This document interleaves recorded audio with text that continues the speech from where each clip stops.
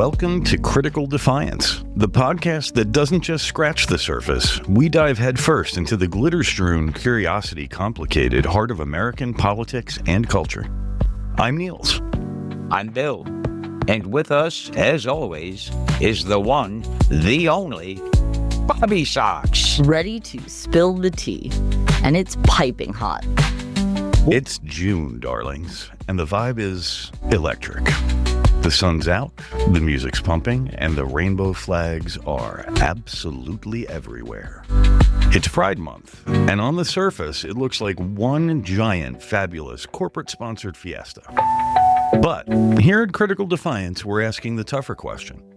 Has the rebellion been bedazzled into submission? Are we trading our protest signs for gift cards now that we're sponsored by Megacorp X? Exactly, Niels. We've seen the evolution from fierce street protests born of riots to bank lobbies draped in rainbows. Today we're going to sashay through that journey. We'll trace Pride's raw, defiant roots as a protest, analyze the explosion of corporate involvement, and debate whether this mainstreaming is a genuine leap forward for liberation or just a slick corporate hijacking of a vital movement. We'll pull back the curtain on Stonewall, track the rise of pink money, and the sometimes uncomfortable reality of rainbow capitalism, and weigh the glittery pros and sticky cons of corporate visibility. Ultimately, we're asking, what does genuine allyship truly look like in 2025? Because the fight for liberation ain't just about what you buy in June, honey child. It's about what you demand all year round. So, silence your corporate overlords for a moment, grab your most fabulous non-corporate beverage, and join us as we dive into how we've gone from riot gear to rainbow cheer. As always, you can head over to criticaldefiance.com and get the read on us. Don't forget to donate to your favorite queers and ally in a bunker by tossing canned goods down the chute or heading over to buymeacoffee.com/critical defiance. No one ever said this much fabulous is free. And come celebrate Pride with us. We're going to have a great time, and we have a lot of topics stacked up to talk about. Oh, it's going to be a great month. Yeah, talk about tea, man. I'm spilling all of it. So let's dive into the news recap for this week. Bobby Socks, we got one that I think you wanted to pull out of your hat there and talk about. Yeah, so, as we'll later tell you about Stonewall and how Pride started and how we got to corporate rainbows, thanks to President Orange, corporate donors of New York City's annual Pride festivals are starting to pull their support away, citing economic uncertainty and fear of retribution from the Trump administration. And you know these are straight people because they think pulling out will work. Oh, damn, that was a good one. That was a good one. Corporations pulling their money out of Pride is a big issue. I mean, one, it shows us all immediately who actually cares about us and who's actually putting their dollars toward us. But the first fear that comes to my mind with this is corporate donations, corporate sponsorships are things that help Pride have private security, which is really important to the values of Pride, as Stonewall was a riot against police hunting down queers. They were purposely going after them to fuck with them. So New York City Pride not being able to fund their own private security from loss of money could mean that we have cops at Pride. Nearly 1 in 4 of the corporate donors of New York City's annual Pride festivities have pulled support for 2025, citing economic uncertainty and fear of retribution from the Trump administration. It's literally, they're, not so much publicly, but they're quietly telling reporters and investigative reporters in particular that, they're afraid of retribution from the Trump administration because look at what he's done with trans people so far. Whoa, I can think of no prior administration in this nation's history, Republican or Democrat, that has had this much undue influence over corporate behavior, corporate anything. So it's really scary as hell. Yeah, it is. And so some of the big players that have taken sponsorship away from New York City Pride are Citi, MasterCard, Nissan, PepsiCo, and PricewaterhouseCoopers. They all drastically reduced their sponsorship of Heritage Pride this year. So the loss has been massive, and it's prompted organizers to launch a grassroots fundraising campaign. They're hoping to raise about $25,000 by the end of June to keep Pride events actually free and accessible to everyone. And a lot goes on beyond the parade. Like, people don't realize how many community grants that they provide to small businesses throughout the city that are LGBTQ plus owned. Yeah. That's a big function of this organization year-round. It's not just one day or one party. And we talk about voting with your dollar, and this is like the opposite. This is like we're watching more and more how money seems to be the be-all, end-all, and they keep coming after the queers, and now they're pulling funding, too. You want to know what? Forgive my cynicism here, or don't. I really don't care. If you say that you support a particular cause and then run for cover when you learn that there might be actual real-world consequences for that support, then you are not a true ally.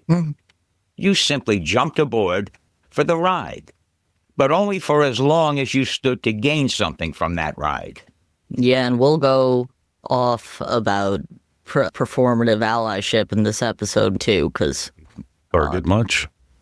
So the other end of the spectrum, we caught a weird story this week about the FBI. The FBI wants access to encrypted iPhone and Android data, and so does Europe. But the FBI has confirmed that it wants what it calls lawful access to your fully encrypted data, which would include end-to-end encrypted messages and iPhone and Android backups. Their words, access to digital evidence and online threat information is critical for law enforcement to stop threats, arrest criminals, and protect victims. The prohibition against surveillance based on your sexual orientation, gender identity, or other identities is now gone, and now you want to take away my privacy too? So this is one that we actually have to get loud about, because this is another scenario where they just want access to your private life to make theirs easier. And Sorry, I'm going to cut you both off here. If we take a moment to remember some of the news from last week's episode regarding habeas corpus, and now you want full access to everyone's information for law enforcement to stop threats. What's a threat now? Hang on, there's another nugget to this story that just turned up in my news feed this morning. Oh. Okay. Are you familiar with the corporation Palantir? Oh, yes, I am. No. Palantir is now working with the federal government to interweave all the information from all the different agencies into a single comprehensive database That will provide a dossier on every American citizen. Did we sign up for this? How many times does it have to be said since the book was written in 1948 that George Orwell's 1984 is not a guide of what to do, but a guide of what not to do? Yeah, we're going to go deeper into this stuff in our next privacy episode, which is going to be more focused on the creepy stuff that these private intelligence firms do. But you've got these companies like Palantir and a few others that are really, really creeping past what's acceptable.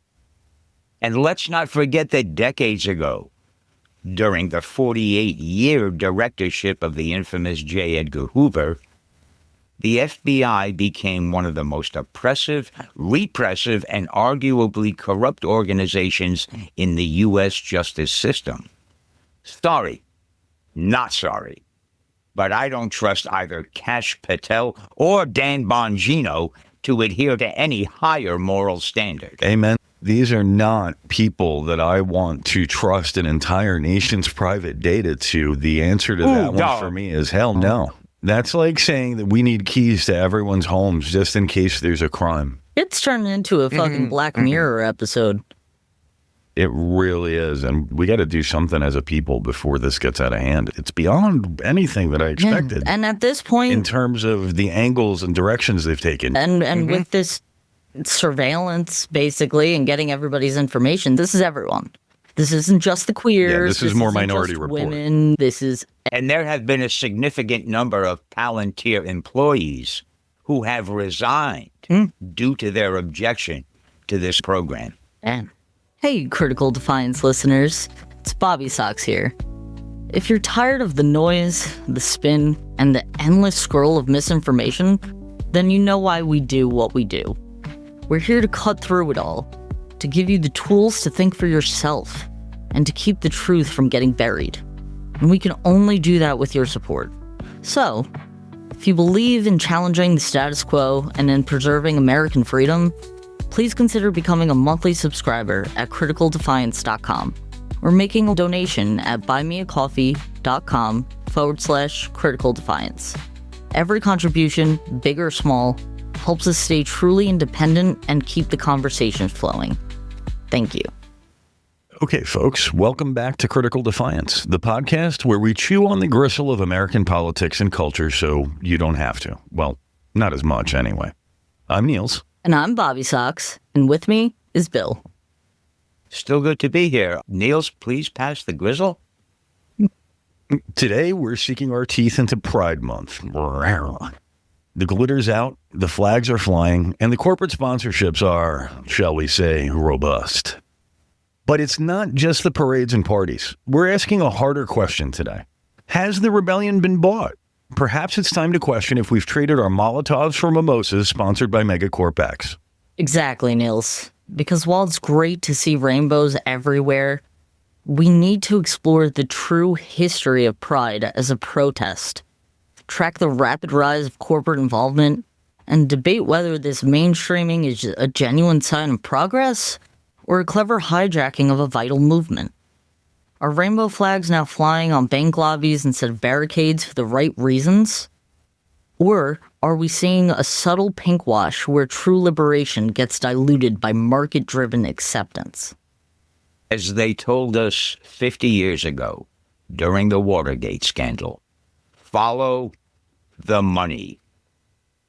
To do that, we'll dig deep into the fiery, forgotten origins of the Stonewall Uprising, chart the arrival of those all-important pink dollars, weigh the complex pros and cons of corporate visibility, because it's not entirely black and white, and crucially, ask what genuine allyship really looks like in 2025.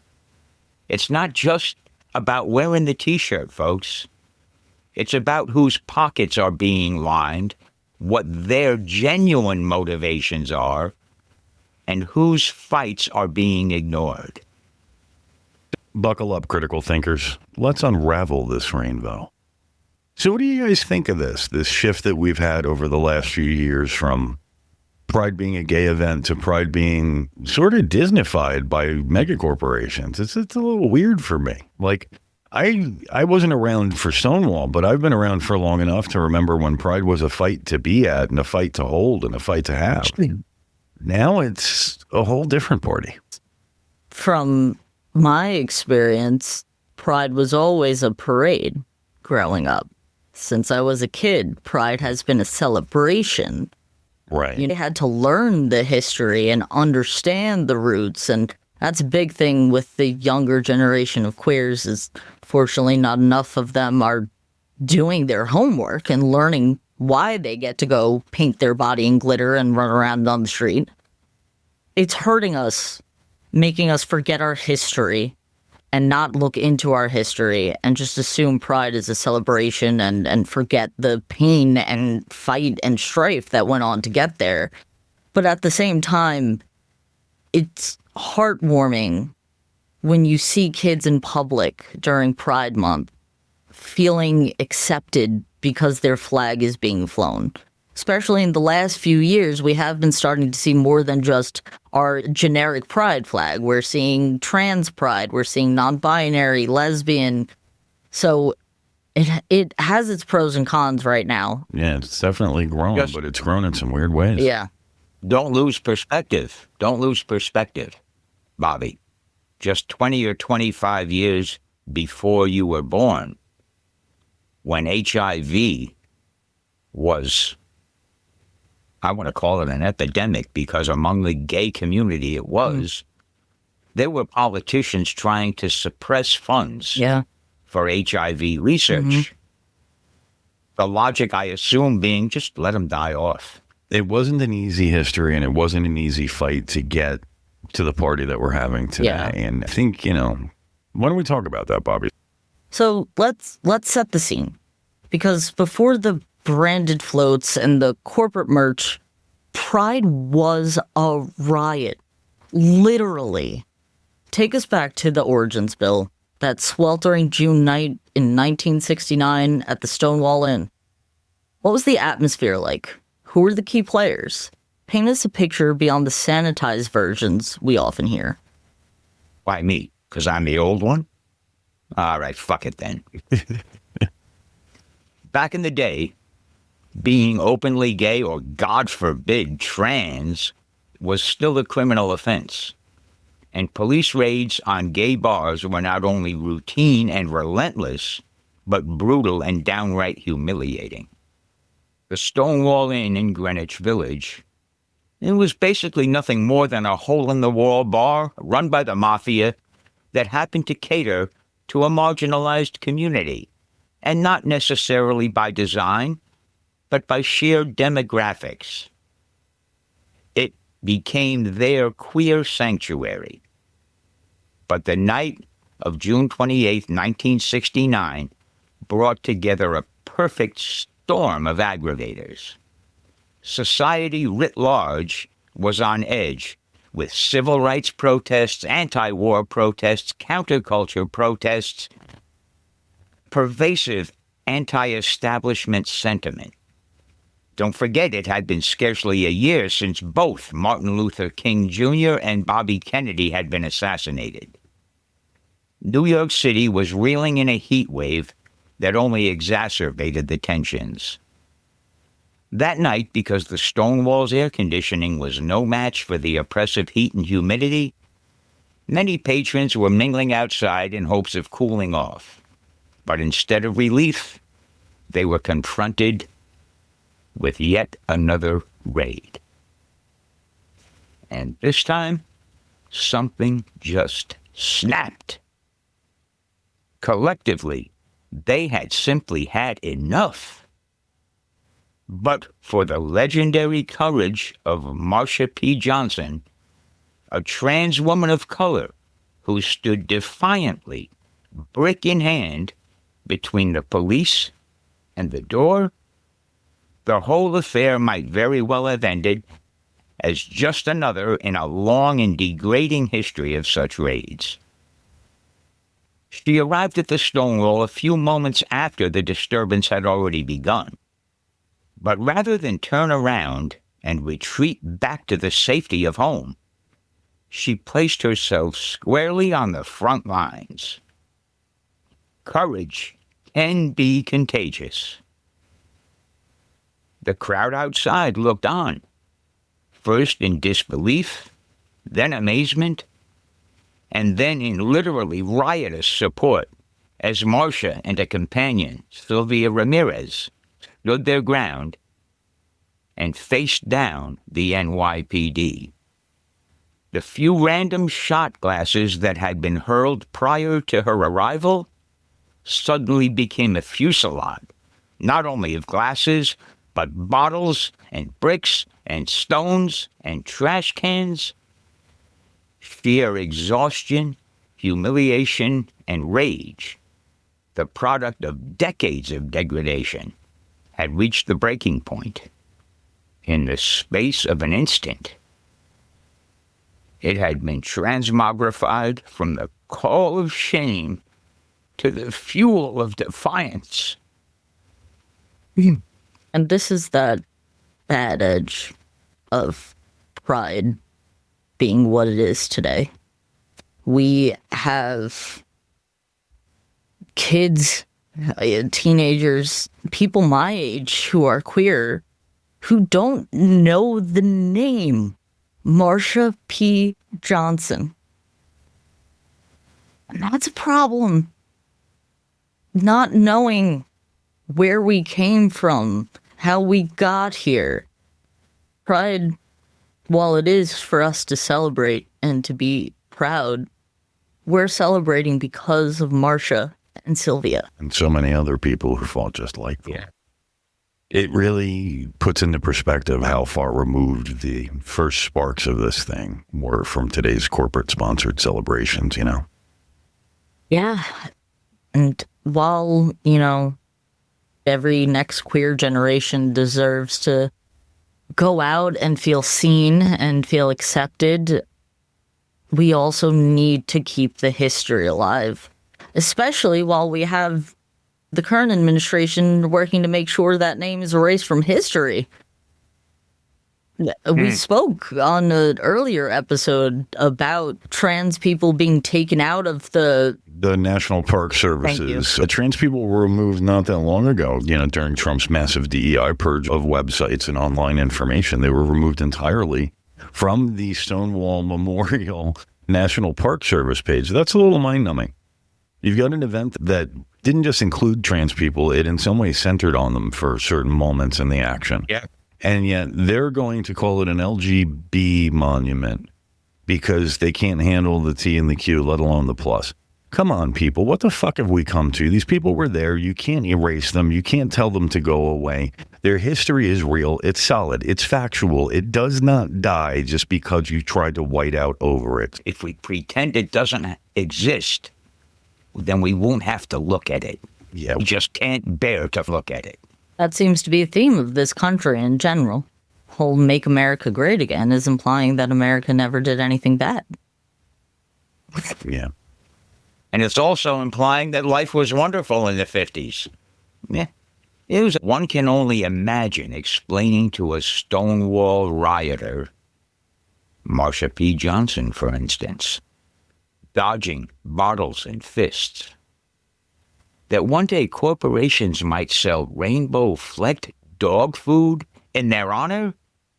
Try explaining that to Marsha and Sylvia, that shirts adorned with rainbows and a pride rack in Target are the reward for their fearless defiance. I'm pretty sure they'd laugh, however briefly, before they cried. They'd probably have a strong reaction, to put it mildly, even throw another trash can. And that reaction would be entirely understandable. It perfectly highlights the jarring shift we're dissecting today. From Molotovs to, gourmet dog treats? So, how did we get from actual riots and revolutionary fervor to rainbow capitalism? When did corporations start seeing pride not just as a social movement, but as a market opportunity? And why did they decide to jump on the bandwagon? Let me answer at least that last question. It's because history has clearly shown us that they will brazenly chase down every last available dollar they can sniff out. In the affluent 50s, they courted housewives. In the 60s, they aggressively targeted children through television. In the 70s and 80s, the new working woman became their focus.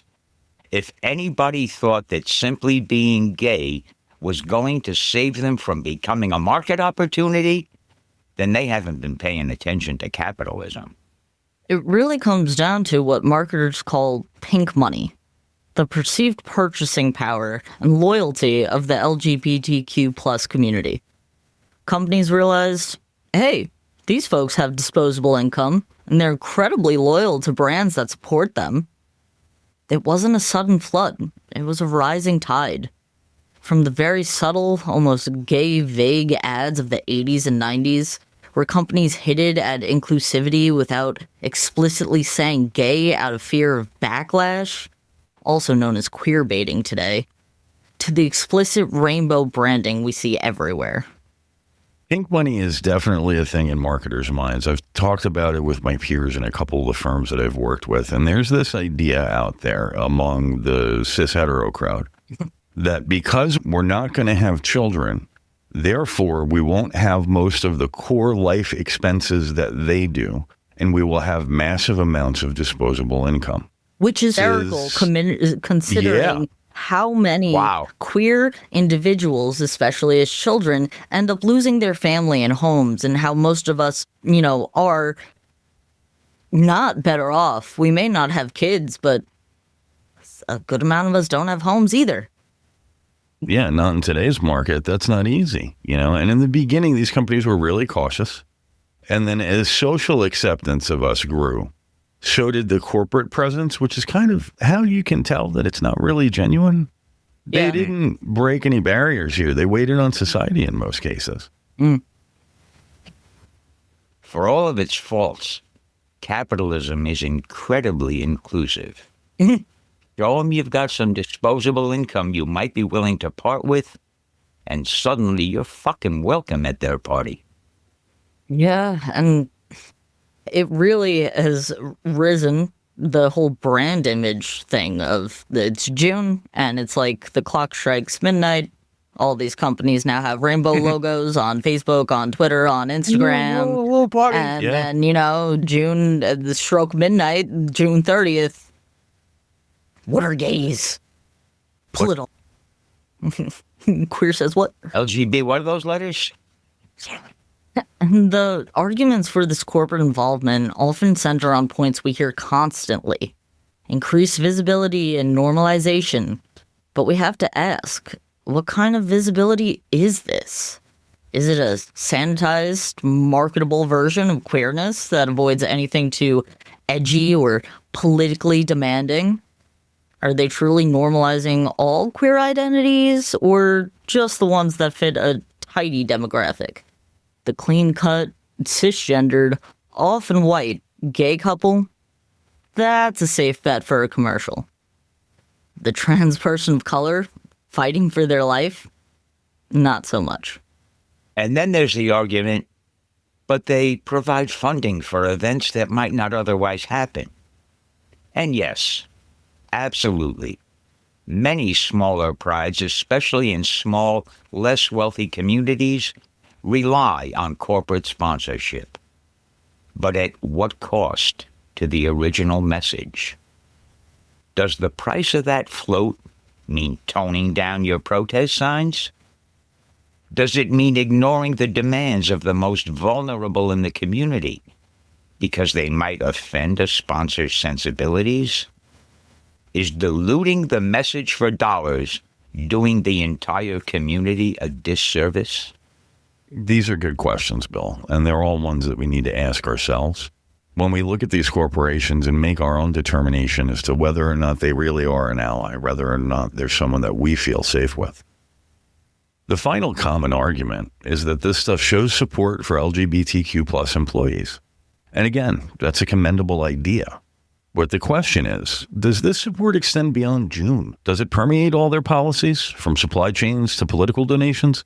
Or is it just a surface level thing, a rainbow filtered profile pic for 30 days like Bobby Sock spoke about before? Are they truly supporting the messy, complicated, sometimes strange humans still fighting for basic dignity, or just a simplified, palatable image of them that they can slap on a coffee cup? These are the critical questions. Is the visibility truly for everyone, or just for those parts of the community they find camera-ready, often a watered-down stereotype of successful gay men and lesbians? The marketable segments, while others, particularly QTBI, POC, and trans individuals, continue to fight for basic rights, recognition, and dignity. Something beyond a discounted latte during Pride Month? It's the difference between a performative ally and a true advocate. I have to call one out here, because if we're going to talk about performative allies, Bobby Socks, what is Target doing at this point? What is wrong with these people? You're going to have a Pride collection after you've ended DEI? I'm gonna roll back. All right, I'm gonna go off. I did have just one comment to end. Roll back. To add to Bill talking about how we see the watered down, stereotypical, successful white gay, right?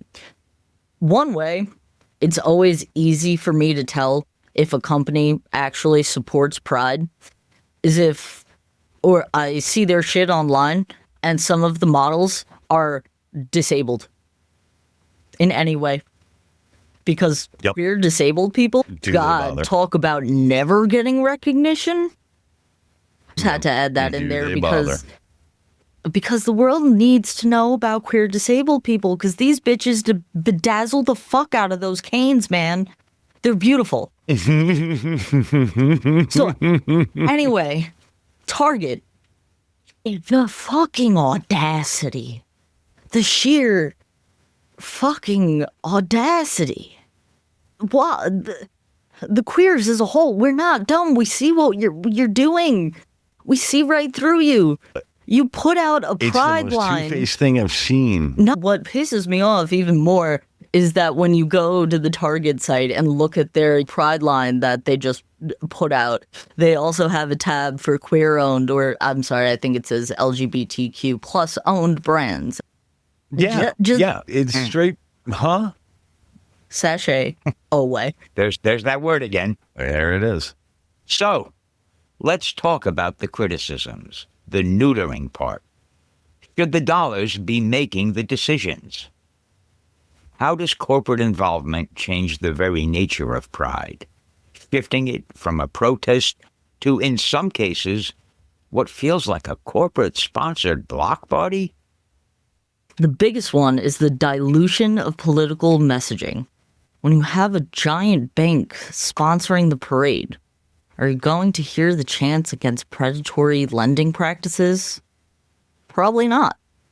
The focus shifts from liberation and justice to consumption, the holy grail of capitalism, and a celebration that's increasingly apolitical.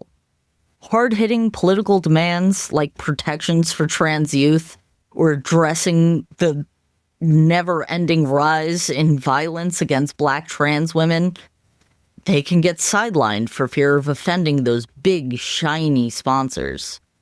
When the message becomes buy our stuff, the real message gets lost in the noise. And then there's this absolutely rampant problem of performative allyship, right? Like, this is where it gets really thorny. We see companies sporting rainbow logos in June, but their actions year-round, like donations to anti-LGBTQ plus politicians or discriminatory internal policies within their own companies, tell a very different, much uglier story. It's the equivalent of wearing a Save the Whales t-shirt while actively funding whaling ships or like taking a vacation on one. Or while pulling back DEI and then putting out Pride merch at Target.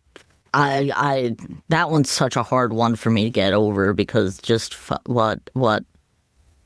And you know, like, what have you done? What did you think? And you know, the performative allyship doesn't even end with the corporations. Corporations let out performative allyship to straight people in a very weird way. Places like Pride that, you know, are supposed to be safe spaces. God, I hate to call them out, man, but it's the straight white girls.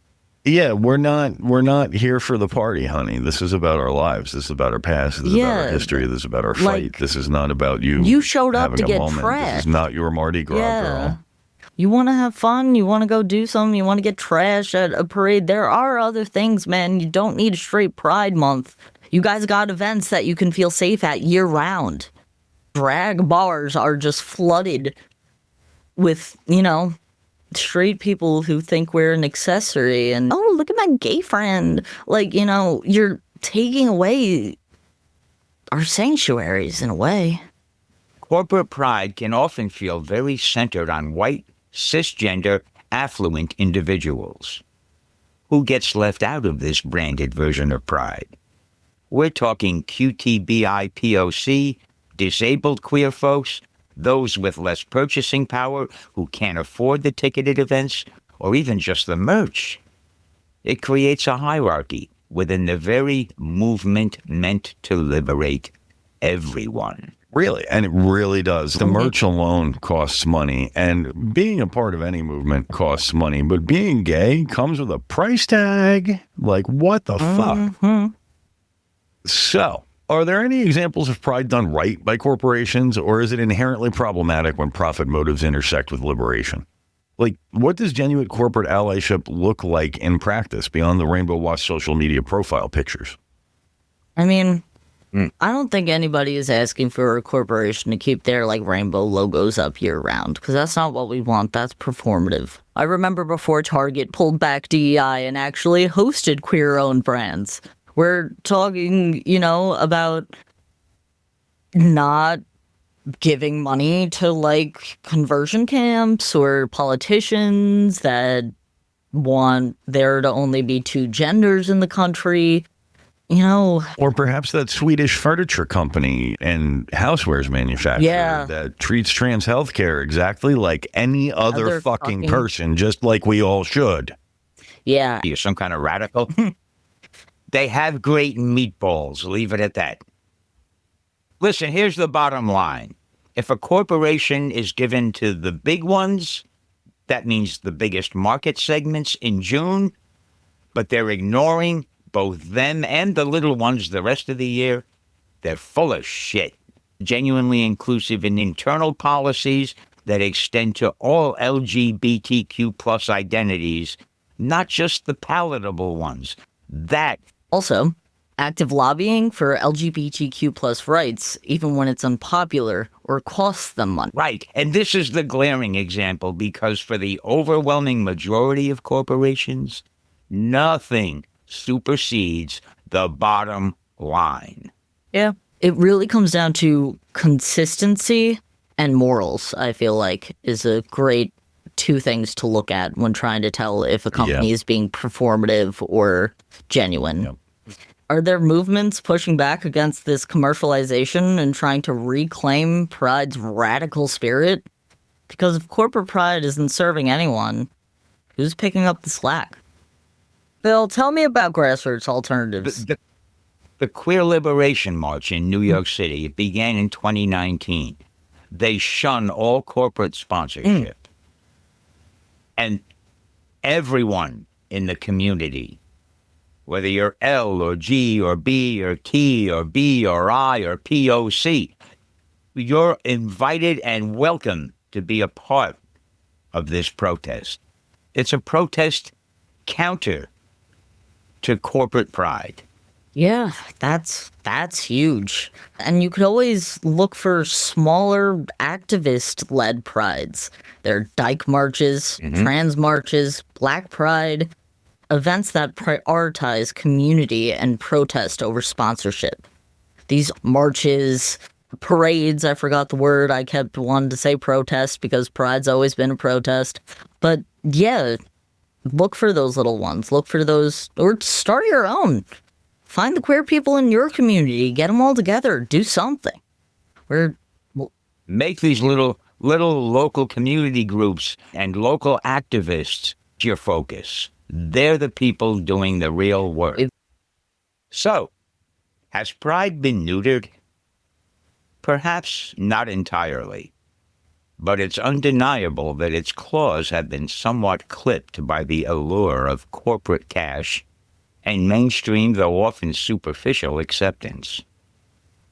The Roaring Lion has been asked to purr for a sponsorship deal. The challenge for us and for our listeners is to look beyond the rainbow wash storefronts and the limited edition sparkly sneakers. It's about asking the hard questions about who truly benefits, whose voices are amplified versus silenced, and whether the progress is genuinely for everyone or just a profitable demographic. This is where cultivating critical thinking is paramount. We can celebrate the visibility, absolutely, but we also need to demand more. We encourage you to support queer-owned businesses, to demand more from corporations than just a rainbow logo for 30 days, and crucially, to research where these companies' money really goes.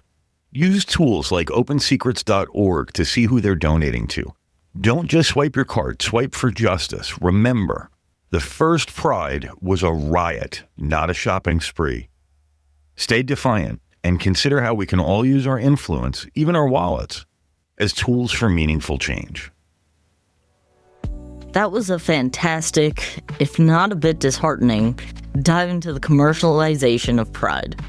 Thanks for joining us for From Riot Gear to Rainbow Gear. Has Pride been neutered by capitalism? It's a conversation we need to keep having, keep going, especially as we see more and more corporations waving the rainbow flag without necessarily walking the walk. And speaking of walking the walk, or more accurately, trying to walk the walk, when someone's constantly putting obstacles in your path, next week we're tackling something that's becoming alarmingly prevalent. That's right, folks. We're going to decode what we're calling the new moral panic, decoding the assault on trans existence.